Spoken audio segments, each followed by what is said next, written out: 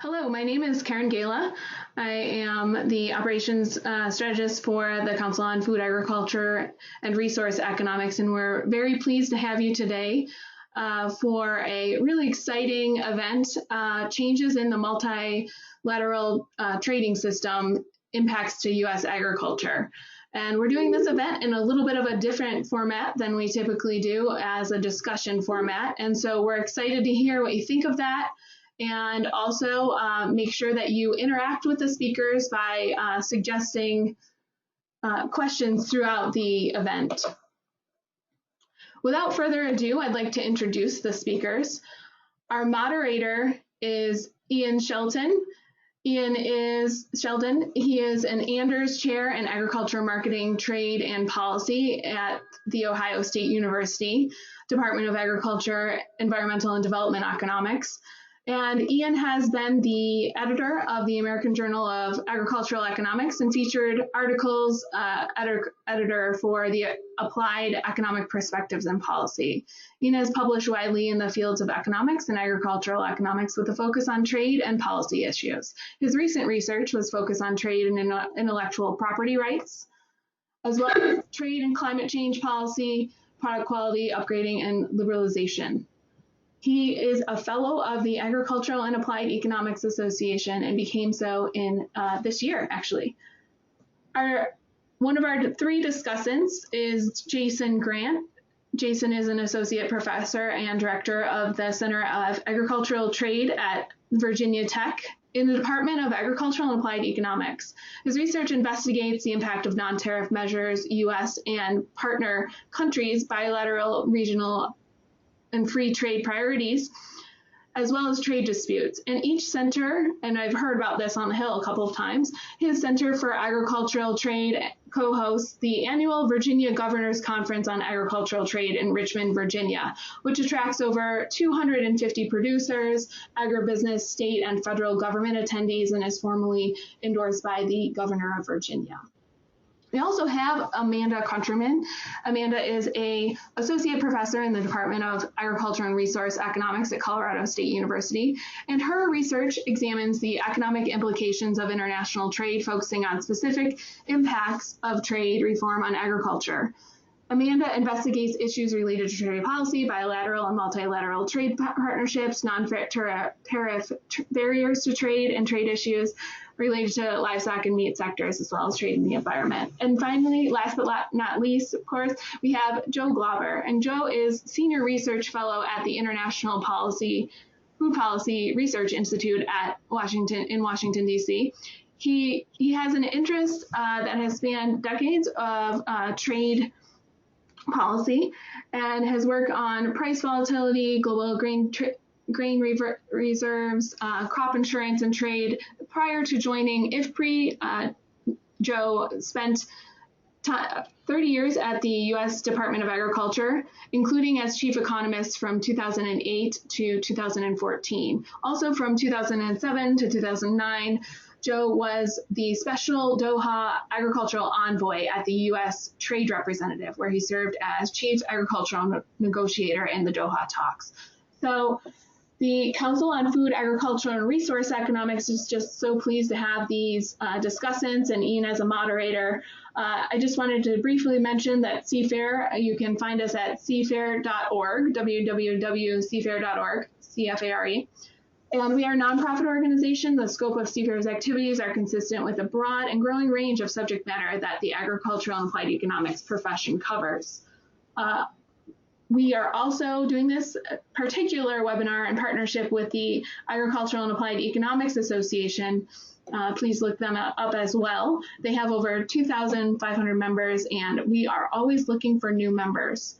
So I wanted to let you know how to ask questions real quickly. Throughout this event, you'll be able to ask questions by submitting a question in that panel on the side. And we will have a really interesting conversation, and we'll hold most of your questions till the end. So we'll start now. Ian, are you all set? Yes, I'm ready. Thanks very much, Karen. Okay, thank you.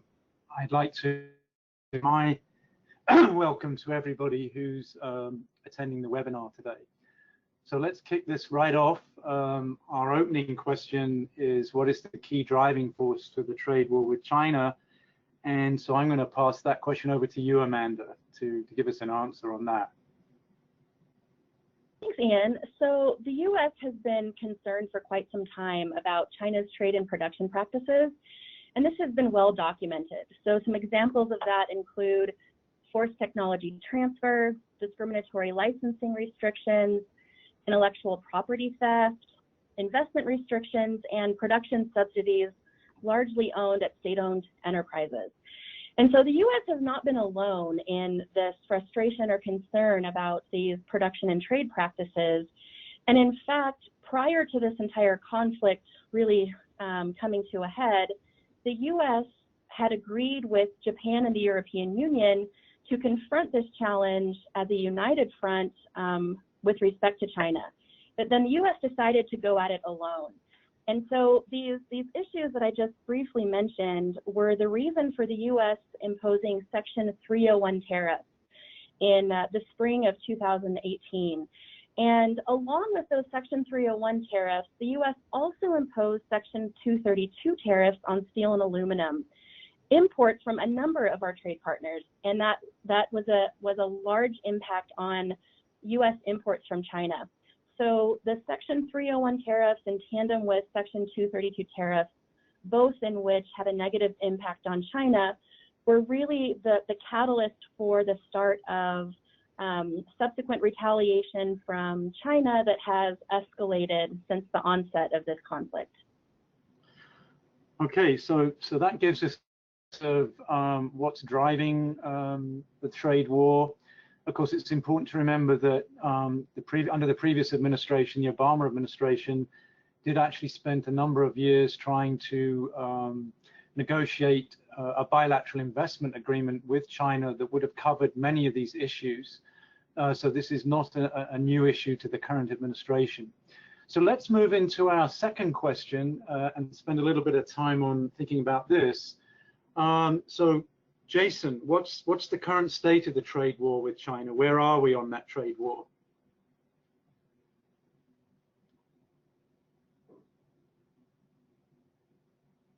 Oh, Jason, I think you might have been on mute. Apologize for that. I was muted there. I think it's instructive to just highlight a few key few key events and time periods as shown in the slides. As Amanda mentioned, the Section 232 in April 2018. Another key time period was the summer of 2018. China retaliated against U.S. Section 301 tariffs in 3 waves: July 6th, August 23rd, and September 24th. Notably, this included soybeans in July 6, 2018, which were valued at over $12 billion of U.S. exports to China in 2017. An issue that is sometimes missed in the coverage of this is that some products were hit twice by 232 and 301. This includes some pork varieties, amounting to an additional 50% retaliatory tariff. There was a series of trade truces in December. The truces ended in May 2019. On July 1st, China retaliated, raising tariffs 5 and 10% on 60 billion up to 25%. Another important time period was this summer, 2019, and in particular August, a busy tariff month. On August 1st, the U.S. announced new 10% tariffs on nearly 300 billion of previously untouched Chinese goods, including many consumer products that had been spared from the tariff increases in 2018. China retaliated on August 23rd, including reinstating its auto tariffs that will go into effect December this year. There's recently been some goodwill gestures between the two countries that would delay the U.S. tariffs to October 15th, and China has exempted certain products from further tariffs. The hope is that negotiators can make progress towards a deal when they meet in Washington. All told, though, nearly 30 billion worth of agricultural products were hit by retaliatory tariffs in the 2018-19 period, and this includes retaliation in China, Canada, Mexico, the EU, and Turkey. There are other dynamics at play as well, and as this slide shows you the trade war is suddenly getting worse. I would like to give a shout out to Chad Bowen and his team at the Peterson Institute for putting these excellent data and graphics together. China's simple average tariff on US products was 8% before the trade war in 2018, and the US's applied tariff on China was only 3.1%. Applied tariffs increased significantly as the trade dispute progressed, and China's applied tariffs reached 25.9% on US goods, and the US tariff on Chinese products hit 24.3% if we assume the December tariffs will take effect. The next slide is the coverage. We see that China's retaliatory tariffs cover almost all US agricultural exports, whereas for manufacturing and industrial goods, the coverage is significant but not complete. Sectors that are hit with China's tariffs are shaded in blue or red, with red indicating coverage to begin in December. The other important dynamic at play, and that's figure 3 in this slide and the next slide. And a policy tool that China seems to be exercising is that while imports for the US are far less from the US than what the US imports from China, leading some to suggest that China has fewer policy tools than the US in an all-out trade or tariff war. These graphics indicate that China is not only increasing tariffs on US products, it is decreasing its normally applied tariffs on competing suppliers in the rest of the world. This lowering of tariffs on the rest of the world is not innocuous. I believe it puts US producers and manufacturers at a further competitive advantage beyond the retaliatory tariffs themselves. Thanks, Jason. So I want to quickly with you, Joe. I saw a tweet of yours the other day discussing what the Chinese were proposing to do with the tariffs on soybeans. So I just wanted to follow up with you. What sense is with you? What sense do you have about? Is there any real movement in the trade negotiations that you can see? Yeah, no, thanks, Ian. You know, the last couple of days, the Chinese have been here. These are, senior negotiating officials that are trying to reach some agreement. There's been talk in the press of some interim deal, kind of a ceasefire, if nothing else. I mean, remember when the news was last week or earlier this week, it was full of news about China not imposing tariffs but these were the additional tariffs, the additional 5% that would have gone on soybeans. Soybeans had been going into China at a 3% tariff, very low level, and we'd seen a lot of trade. When in reaction to the 301 tariffs that we put on, China imposed additional 25% onto soybeans. So soybeans were entering at around 28%. And this last round, they again said that they wouldn't put it on. I think the hope is that you will see some purchases already over the last week. China's made some, I would say, token purchases in the sense of a little less than 1 million tons of soybeans. I mean, it's not trivial. It's some 36 million bushels. And so, but we're a far cry from where we were. Remember that during that period of thawing, when just 6 months ago or so, when Chinese officials were talking with the president and others, they had made commitments at that time in 3 different meetings with the president and Secretary Ross and Lighthizer that they were going to import 20 million tons. They're far from that. They're probably only about 2/3 of the way there. And we're right now seeing harvest is starting, and this is the time that we normally would be shipping to China. So again, the next few weeks I think are going to be real critical here, and hopefully we'll see some normalcy return to the soybean, at least to the soybean market. Thanks, Joe. So that segues nicely into our next question. So we've talked about what's driving the trade war. We've talked about the time scale of what's been happening. So Jason, let me bring you back in here. What has been the impact of the trade war on US agricultural exports? Thanks, Ian. as Joe mentioned, soybeans, we typically focus on that. It was the largest U.S. agricultural export to China. And we put this graphic on slide 10 together to illustrate some of those impacts. The blue line reflects 2017 U.S. monthly soybean exports to China. As Joe mentioned, U.S. soybean exports are seasonal and concentrated in the Northern Hemisphere's harvest and post-harvest season, beginning sort of September-ish and running through January the next year. Monthly soybean exports to China in 2018 are shown in the red.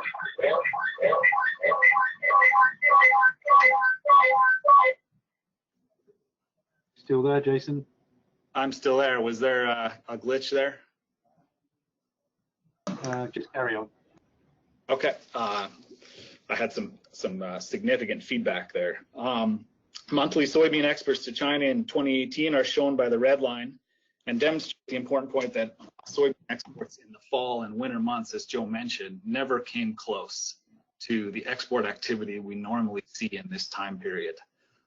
Some of this has gone to other countries, including Europe, other Asian markets, Argentina, but a lot of soybeans have been left in storage with limited marketing opportunities. There are other impacts on commodities. It's not just soybeans, but they're quite heterogeneous. We have to remember here too that we won 2 large disputes against China in the WTO on their administration of their tariff rate quotas for wheat, corn, and rice, as well as their domestic support. So I believe at least for crop coarse grains in the U.S. production ag community, it was ripe and primed to take advantage of additional market access, having won these disputes.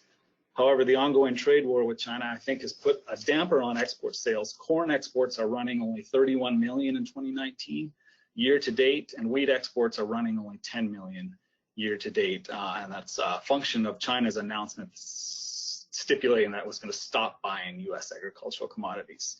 This compares to the hundreds of millions of dollars of these products that normally run this from January through to July of a marketing year. Thanks, Jason. So Joe, let me follow up with a couple of questions for you. So we're focusing here on soybeans. We can see what Jason just explained to us about basically how we haven't really been exporting anything to China over the last marketing year that began at the end of the last harvest in August, September of 2018. Can you tell us a little bit about what's been happening to U.S. and Brazilian soybean prices? Yeah, no, again, it's critical to remember that this all happened at the end of last summer, when the big tariffs went on soybeans, and it's a time when China would shift from buying from Brazil and Argentina and start buying from the U.S. And again, with those high prices, remember these are commercial companies that are doing this buying in China, and so they have to pay that additional tariff, and so what they do is start looking for cheaper supplies, and so they went right back to Brazil, and you can see in this chart that typically U.S. and Brazilian prices track pretty closely to one another. Again, at harvest time, in our harvest, sometimes our prices will run a little lower. During their harvest, their prices will run a little lower. But here you see this big differential open up around July 1. And at that point, China was buying up everything it could get out of the Southern Hemisphere. And those price levels, we saw this huge divergence. And you can see even with those prices, it was still, that dotted line just shows the U.S. price plus the tariff that it got. That that was sort of the ceiling. If they got much higher than that, then China would turn and buy from the U.S. But that pretty much carried through the fall and most of the fall. And then when the Brazilian crop came on and the Argentine crop came on, you can see in early 2019, then those prices came back together again. And at that, not coincidentally, that was also the period where we saw some thaw in the relationship. The actual negotiations, it looked like we were making some progress, that things we might get an agreement. And then in recent months, again, we've begun to see some differential open up again.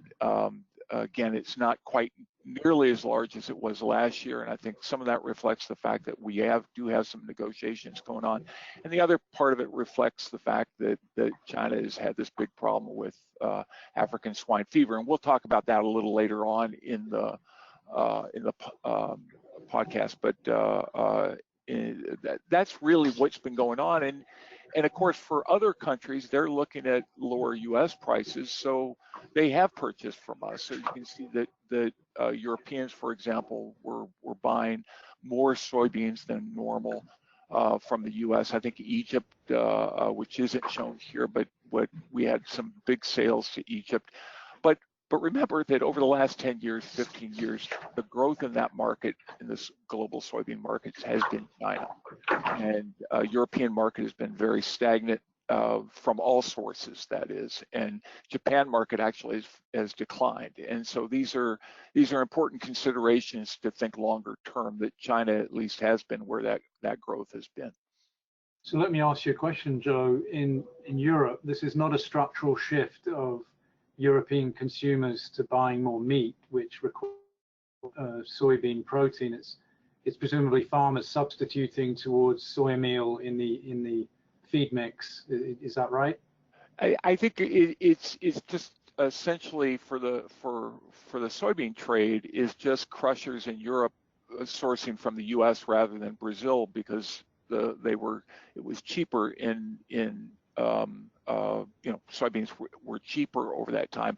I don't think this is necessarily a long-term issue. I think if we get back some of the China soybean market, I think that Europe will probably do what China has done. That is, continue to buy 6 months out of the year, buy some from the U.S. and the other 6 months buy out of Southern Hemisphere. And you're right, though, that they do import a lot of meal as well, and that's primarily from Argentina because of the big crushing operations they have down there and the incentives they have to crush beans and export meal. And just one quick follow-up question for you, Joe, on prices. The red line is the U.S. Gulf price. So I'm assuming if I was a farmer or somebody trading out of, say, Cincinnati on the Ohio River, that there would be a deduction for transport costs, even relative to that U.S. Gulf. Oh yeah, no, absolutely. There is what's called a basis from a Gulf from these Gulf destinations. So yeah, you have to build in the cost of barging that down to the Gulf and loading it onto elevators and then elevating it into ships. So there's all those costs are built in. So that's right.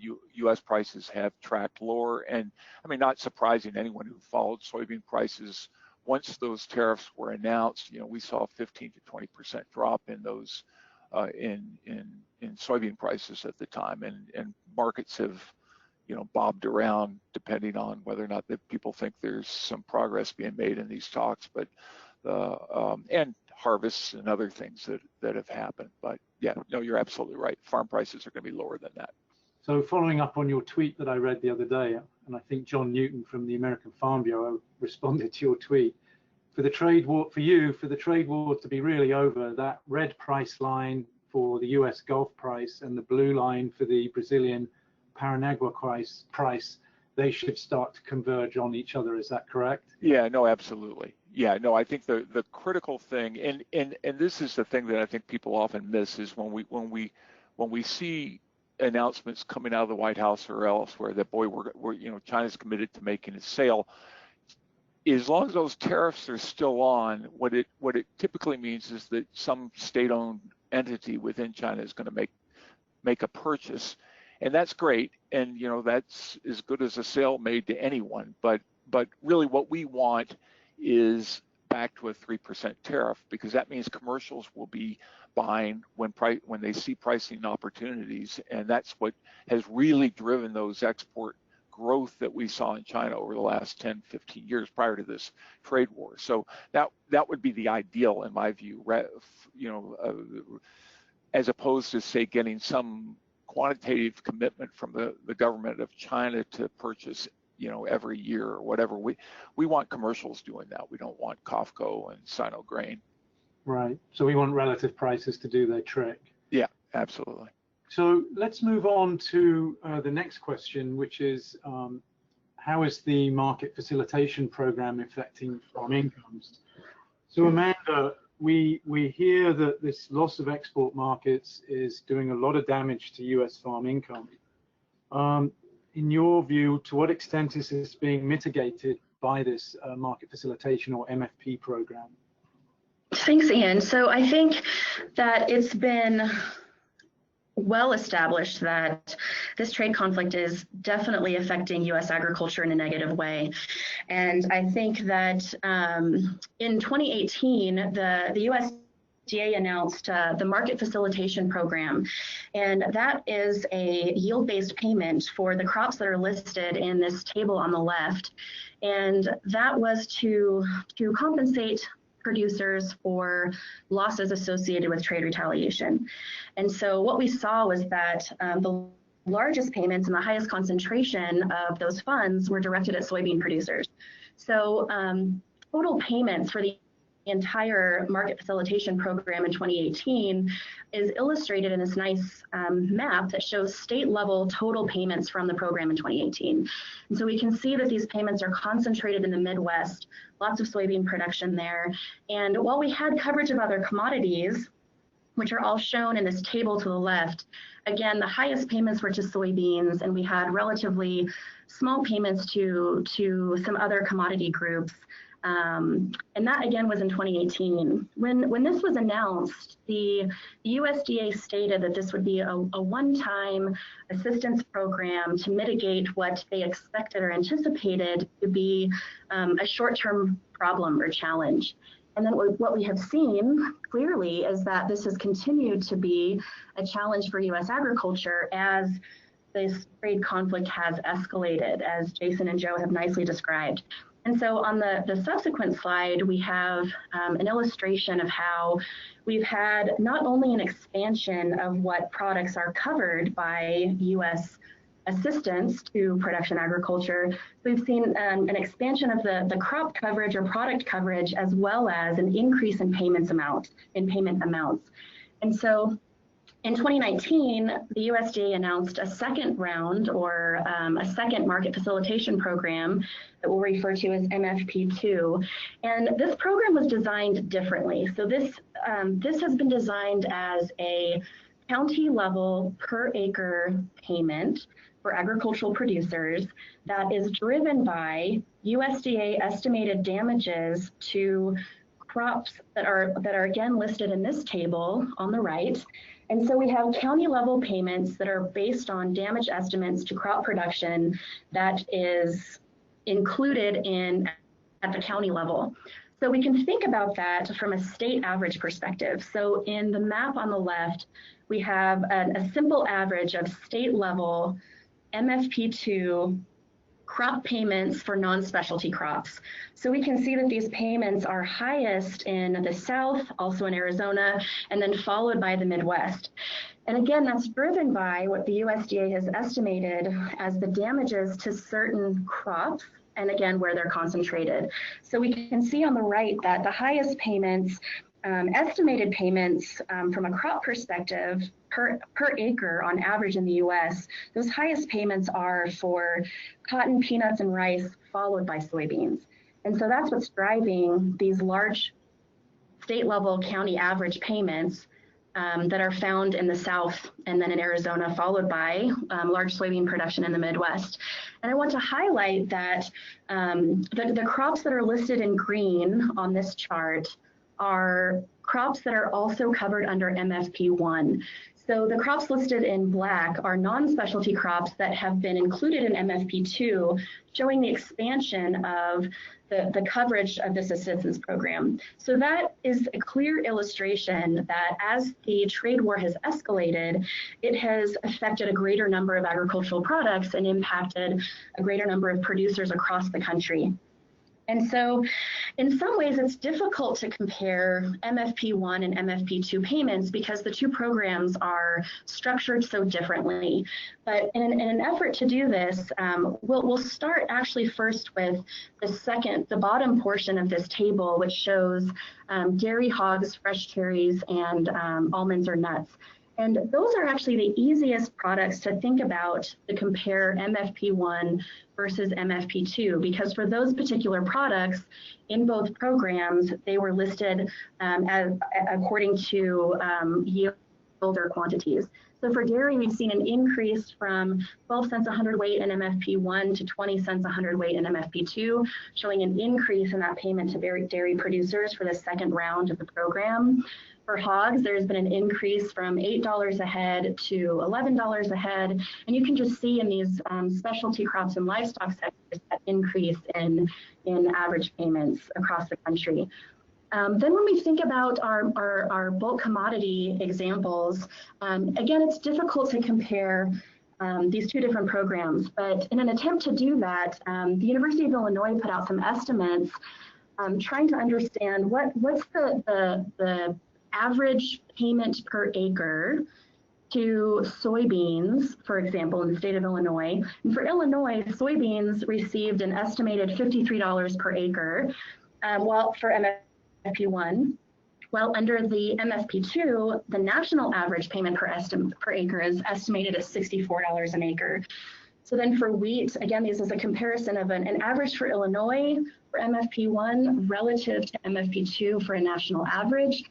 We can see a much larger payment for wheat going from $5 an acre in Illinois estimated to $36 for MFP2, and the same with corn. So again, this just highlights how over time, this conflict, as it has escalated, it's not only increased crop coverage, the number of different types of products that are affected, but we've also seen greater damage to the crops that are exposed to retaliation from China, and corresponding increases in payments with this second round of the market facilitation program. Well, thanks to Amanda for that really in-depth coverage of the MFP program. I guess I did a quick calculation there. I think we're talking about nearly $30 billion going into the collective MFP1 and MFP2. I think we raised about $40 billion worth of tariff revenue last year from these new tariffs that were implemented as the trade war started. So we're talking about nearly,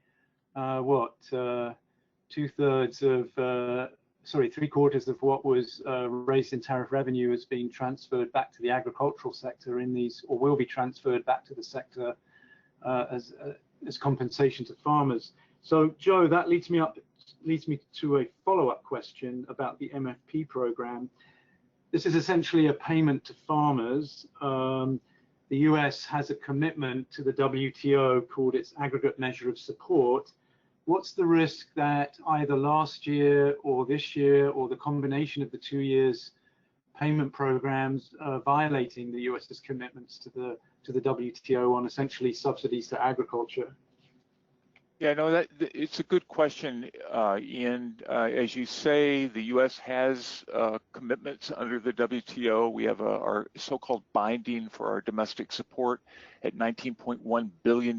That's a annual figure, and for accounting purposes, I think the MFP2 or MFP1 would come under the 2018 crop year, and that MFP2 would be considered under the 2019 crop year. So they would be looked at separately relative to total support for all payment programs. So, you have to take into consideration any marketing loan gains or ARC or PLC payments.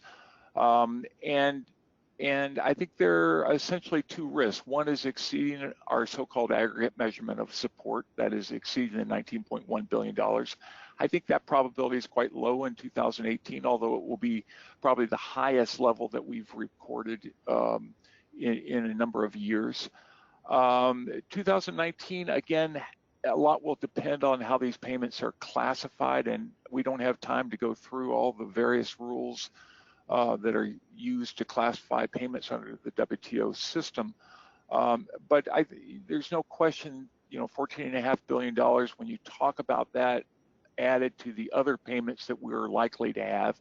And remember that because prices have been low, we don't know what sign-up's going to look like yet for the 2018 program. So we don't know how many farmers might switch from ARC to PLC, but we could have some sizable payments there as well. So I think a lot will just depend on those payments. But there's one thing I think is really important, and I learned this a long time ago, is there's no such thing as the WTO police. That is, if you exceed your bindings, the WTO itself doesn't come and say, okay, you're in violation. Some member of the WTO has to come and say, we believe the U.S. has to come to the membership of the WTO and say, we believe the U.S. has exceeded its bindings, and then take a case against the U.S. and you know, under the dispute settlement body, a panel would be formed, and there's a long process there that, again, we don't have much time to go through that. That's one risk. The other risk is a WTO member may come and just say, look, these payments we believe are really distorting markets. And because they're distorting markets, we think they're affecting prices. And because they're affecting prices, they're hurting our producers. That would be just a typical subsidies and countervailing measures type case taken to the WTO. Brazil filed such a case against our cotton producers, you know, 15 years ago or whatever, and that one, you know, I think a lot will depend on what the level of payments are and whether or not there's any vulnerability there. These cases aren't easy to take. It takes a lot of, they're costly. You know, you have to provide evidence to the panel, and so, but suffice to say, I think all indications are we know members in other countries in Geneva have been looking at this program. They've raised questions to the United States at the last Committee on Agriculture last spring, and so I anticipate that we'll get more scrutiny over this, particularly when you read statements coming from the White House and other places saying there could potentially be, if this trade war continues, another round of payments.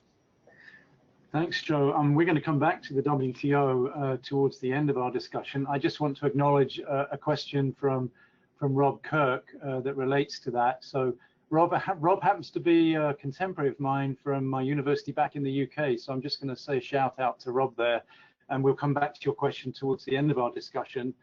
But I want to move on at this moment to ask a question about what's the risk to US agricultural market share because of the trade war. So Jason, you know, what is the risk of US agriculture losing market share if the trade war persists? Thanks, Ian. You know, I think there is considerable risk. It's you hear it being covered in the media and the press that, and as well among the academic and policymaking community, that, you know, it's tough to predict whether we'll be able to recoup this lost market share as a result of the trade dispute, the conflict, especially for certain commodities. However, as the next slide indicates, I think it's important to point out, and I'll thank USDA and ERS for putting this graphic out there. Since 2012, China has already begun a major initiative of diversifying its export suppliers. The red line in this graphic shows the share of China's agricultural imports from the U.S., which we see have fallen from 26%. What that means is China's 26% of China's agricultural imports were sourced from the U.S. in 2012, to 12% at the start of the 2018 trade conflict, and then have fallen even further as a result. So a little bit exacerbated by the trade dispute to 8% in the January to May period of 2019. As part of China's Belt and Road Initiative, it's making very large infrastructure investments in other countries. We saw it in Ukraine. We saw a huge amount of corn coming in from Ukraine over the past several years, and most recently we're seeing large foreign direct investments by China, and this includes some of its largest state-owned enterprises to facilitate transportation, logistics, and build a network. We're seeing that in Brazil happen right now. So these are significant investments. These are often considered by economists sunk costs or irreversible. And I think that, going forward as we look ahead with a deal potentially with China, if that could get resolved, I think there's still going to be some strain on U.S. exports into the Chinese market. So Joe, let me bring you in here. Let's suppose the trade war were to end. China, as we've just discussed, is diversifying its import supplies. As I understand it, it's also working on producing more soybeans itself. It's changing feed rations for feeding hogs in particular. So let's suppose the market came, in some sense, the markets were open again, prices are doing their trick. To what extent is the US reaching capacity constraints on its ability to produce soybeans in particular? Well, yeah, no, Ian, that's a great point. I mean, we planted about 90 million acres just last year, and record amount of soybeans planted.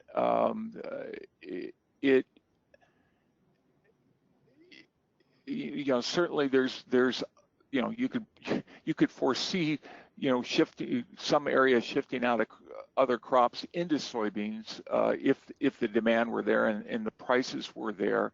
But I think most people and most of the 10-year outlooks that USDA puts out or the Food and Ag Organization of the UN and OECD, in Paris, they put out a baseline. They're very consistent stories showing that what growth in export markets in the U.S. coming from the U.S. is largely due to productivity gains, that is yield increases, and that's substantial. But we just don't have a lot of area to bring into production. You have a little bit of CRP area, which for the most part is not very good quality land, and then otherwise you're talking about land coming out that's been planted to other crops. I mean, I often point to people who say that our competitiveness in world wheat markets has declined, and I argue that our competitiveness in world wheat markets is just fine. What has really declined is wheat's competitive advantage to corn or soybeans, and so we've seen a decline in wheat area, but that land has been planted into corn and soybeans. So I think that's really the thing. I think Jason hit on the main things in China. I think with these high prices, it has encouraged more area to go into production in Brazil and Argentina to a lesser degree. But again, those are big competitors of ours, and they have been increasing market share, as that one chart shows. The improvement of infrastructure that Jason mentioned, and then improved feeding rations in China. And then overlaying all of this, and again, we don't have a lot of time to go into that either, but is this whole issue of African swine fever, which has affected the pork or hog production in China. That's really been the driver behind imports of soybeans into China. China produces soybeans, but they're essentially food-grade soybeans that are made into tofu and other things. And the soybeans they import for essentially to convert into meal and vegetable oil, which is of course important too. But this African swine fever, I think, if it's as substantial as it appears, that we could lose, China could lose some 35–40% of its hog over the next year, how fast that recovers will be a big factor in terms of what this overall market looks like. And I think the U.S. and even if we normalize relations tomorrow, the U.S. and Brazil will be fighting over a smaller market than what we saw just 2 years ago. Thanks, Joe. We focused a lot there on China, but Amanda in here. So the US has moved from what economists have called a rules-based approach to bargaining over trade, be it in the WTO or in bilateral trade agreements, and it's switching where particularly in multilateral negotiations, it recognized the principle of reciprocity in the bargains that were struck, and also that the bargains would be non-discriminatory under the most favored nation clause of the WTO. In switching to this power-based bargaining approach, or as our questioner called it, power-based politics, I think is the same thing, the focus is on, I believe the administration is basically seeing trade agreements as a zero-sum game and is playing very hard in these negotiations.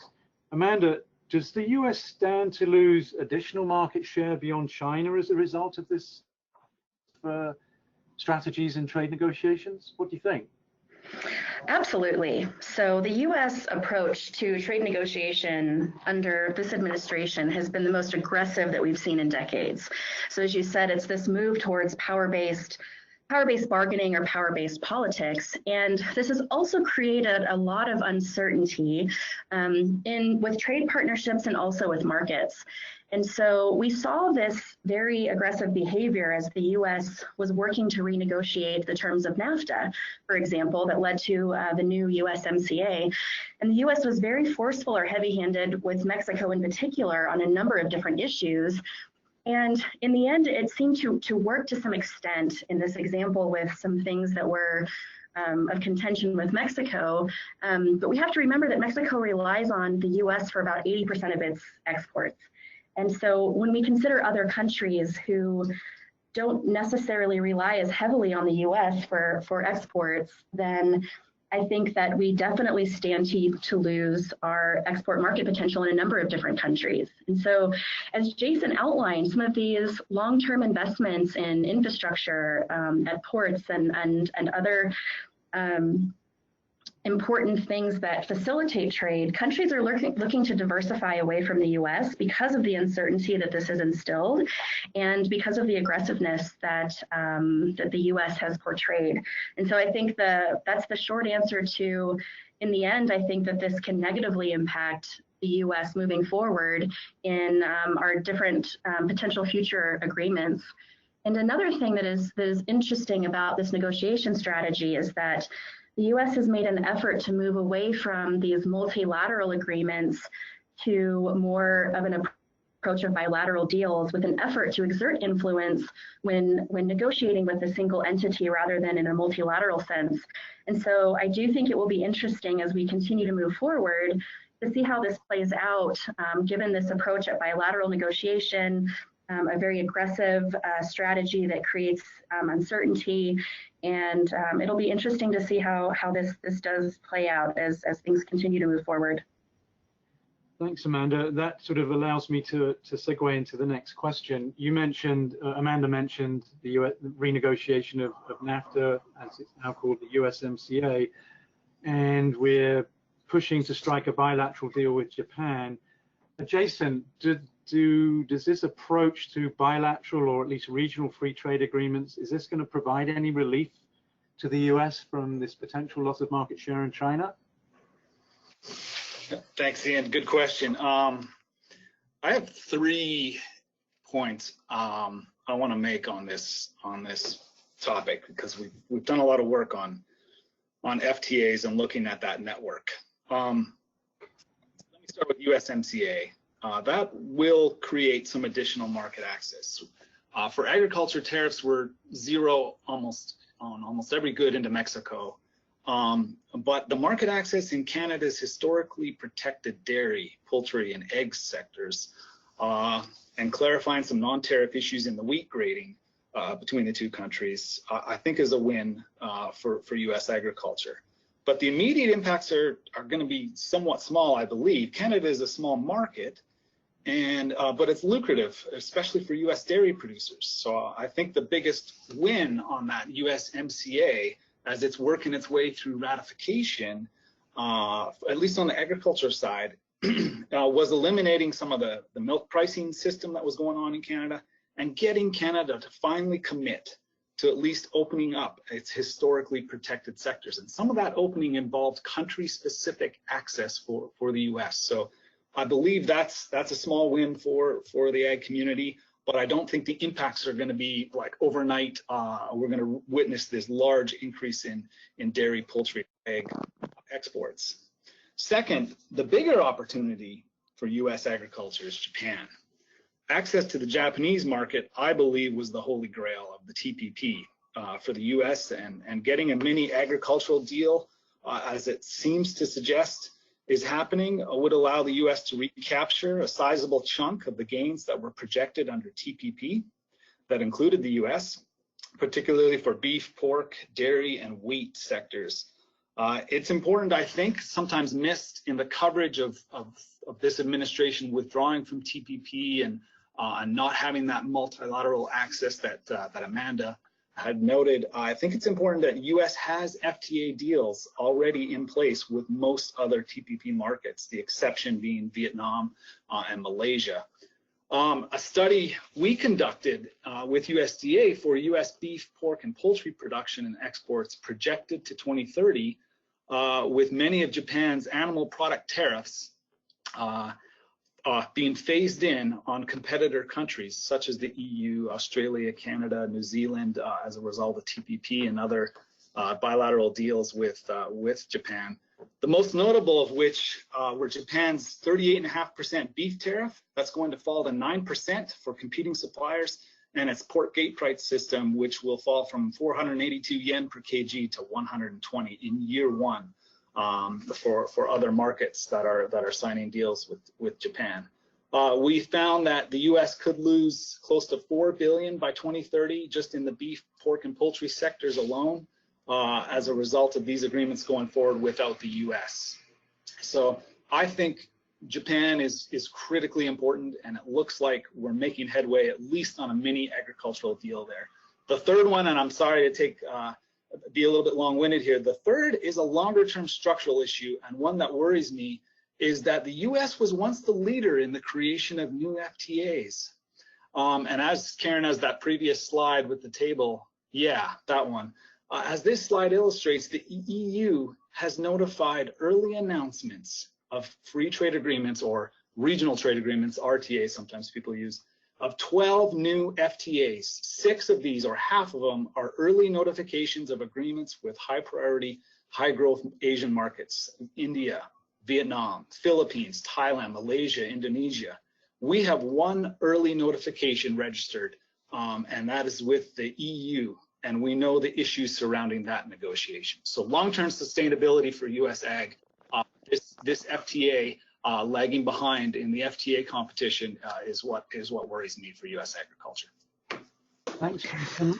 Which brings us round to our last major question today, and I think this goes back to the got from Rob Kirk about power-based politics.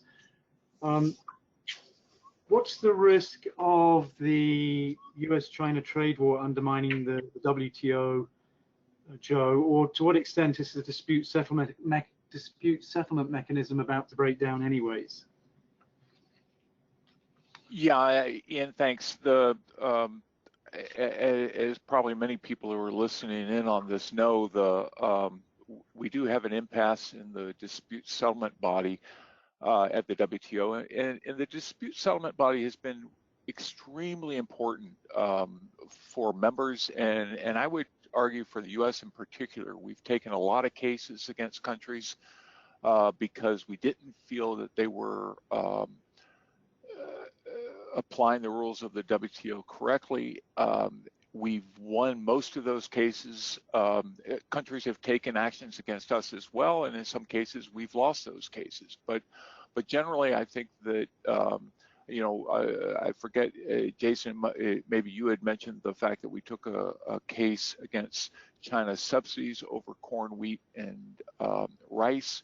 We took a case against TRQ administration by the Chinese, won both those cases, and very important cases, and I think they'll prove to be even more important down the line. Right now, under the WTO rules, once a panel has determined a case and made a ruling, countries have the opportunity to appeal that through just the appellate body of the WTO. The U.S. Has blocked nominations to the appellate body. I might add, over time, countries have raised objections to certain members being elevated to the appellate body, so it's not that unusual to block, but the U.S. has blocked consistently over the last since this administration came in, and as such, we right now, when members have fixed terms on the appellate body, when they're done, they rotate off the appellate body, and we won't, come December, we won't have enough to actually form a panel, and I think that has caused a crisis, and I think this overall trade disputes have play into that some, largely because so many countries now have disputes against the U.S. because of the Section 232 actions that we've taken on steel and aluminum, claiming that those were in our national interests. I think those are going to be very interesting panels that will be decided. But I think the dispute settlement body itself is in jeopardy here, and that, I think, if that gets broken up, I think the WTO's whole existence will be called into question. And so I think it's very serious indeed. And again, I would argue would be a huge loss for the U.S. No, I agree with you there, Joe. And I think that as I read about this, I think one of the big issues with the appellate board has been judicial overreach by the judges. In other words, the appellate board is designed to interpret existing laws and make rulings based on the panel and the law as it stands. But the judges have often made rulings that go beyond the existing rules. And I think we need to push the WTO back to being negotiations between countries over either adapting rules or setting new rules. But going back to our conversation about power-based bargaining, I think the important thing to remember in the post-war period, and John Jackson, who was a lawyer who wrote the predecessor to the WTO, the GATT, talked extensively about the US was clearly the most powerful economy in the post-war period, but it was willing to agree to the rules of the WTO, or the GATT as it then was, in order to attract smaller countries into freeing up their tariffs and being part of the trade liberalization process. And I think this push towards power-based bargaining, and this is sort of an answer again to my old friend Rob Kirk's question, is that I think this new bilateral power-based approach, even if we were to resolve the appellate board problem, really does run the risk of undermining the system as it works now, and potentially when China becomes the most important economic power, as it no doubt will in the next 20 to 30 years, that they may not play by the rules because the US is currently not playing by the rules. So I think we're going to finish out our discussion there because we're closing in on the end of our time. So I'd like to first thank our panel members, Jason Grant, Joe Glauber, and Amanda Countryman. Thanks everyone for your presentations, and also thanks to the audience for taking the time out to listen and to engage.